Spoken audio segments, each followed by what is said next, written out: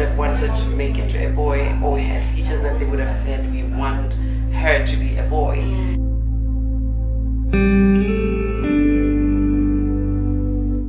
And how was life growing up?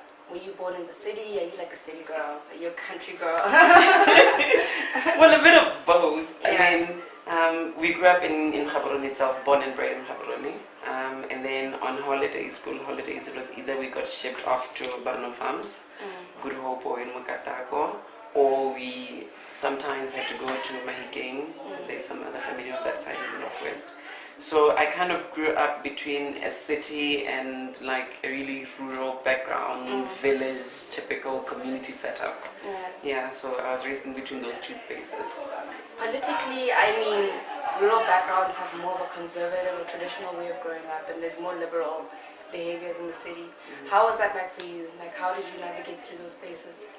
I think it's probably what bred this resilience in me and this adaptability of being able to understand that there were certain spaces in which I had to understand basically that what I was and who I was not necessarily something that everybody understood that well in that space, which was more of back in the village where my grandmother is a very small knit community in itself, where everybody knew us growing up, particularly that we are the first in our generation, I'm the second in our generation, her own grandchildren.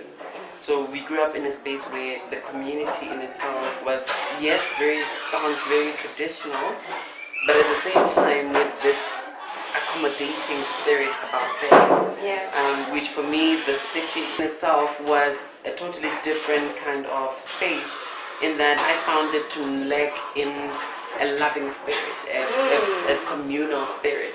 So in the village, as much as traditional as it was, is where I actually felt more embraced. Because even in the way that I was engendered, I was then engendered into being a girl, well, at my own insistence, because then this was what I was like, okay, boys, things that you're trying to make me into, I couldn't do. And that space, for some weird reason, as traditional as it was the much more safer space for me as opposed to the city. And then you have the city, which comprised of school and church, which were much more conservative for me. In actual fact, it was those very spaces that I had to play a certain role or try, because then it was never a successful endeavor in any case.